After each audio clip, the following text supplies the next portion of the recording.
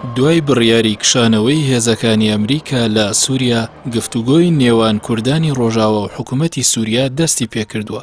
دوای 8 ساڵ لە جەنگی سووریا، ئێستا هێزە کوردیەکان نزیکەی لە سەداسی خاکی سووریان لەژێر دەستدایە و دوای بڕیاری سەرۆکی ئەمریکاش بۆ کشانەوەی هێزەکانیان لە سووریا، کورد دەیەوێت دەستکەوتەکانی بپارێزێت.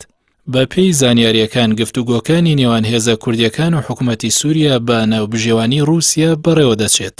ڕۆژنامەی شەرقلەوسەت و ئاژانسی هاوار نیوزی نزیک لە پەکەکە باز لە خاڵەکانی گفتوگۆی نێوان کورد و حکوومەتی سووریا دەکەن. ڕۆژنامەی شەرقلەوسەت باز لەوە ئەکات هێزە کوردیەکان و حکوومەتی سووریا لەسەر 11 بڕگە وتوێژ دەکەن. بە پێی ڕۆژنامەکە، داواکاری سەرەکی کوردەکان دانانی دەستورێکی نوێیە بۆ سووریا کە تێیدا ڕەچاوی مافەکانی گەلی کورد بکرێت و کۆتایی باجیاکاری بهێنرێت. لە بەرامبەردا ئەوان دان بە بەشار ئەسەد وەک سەرۆکی سووریا دەنێن و پارێزگاری لە یەکپارچەیی خاکی سووریا دەکەن.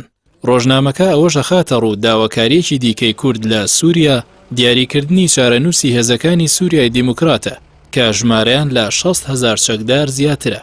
لە لایەکی دیکەوە ئاژانسی هاوار نیوزی نزیک لە پەکەکە دەخاڵی بڵاو کردەوە کە بابەتی گفتوگۆی نێوان ڕژێمی سووریا و کوردانی ڕۆژئاوان.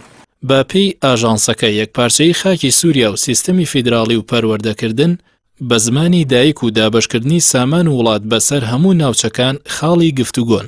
ئاژانسی هاوار نیوز ئاماژەی بەوەش کردووە کورد دەیەوێت هێزەکانی سووریای دیموکرات ببن بە بەشێک لە سوپای سووریا و ناوچە سنووریەکان بپارێزن و هێزەکانی ئاسایشیش لە ئیدارە سەربەخۆکان کار بکەن.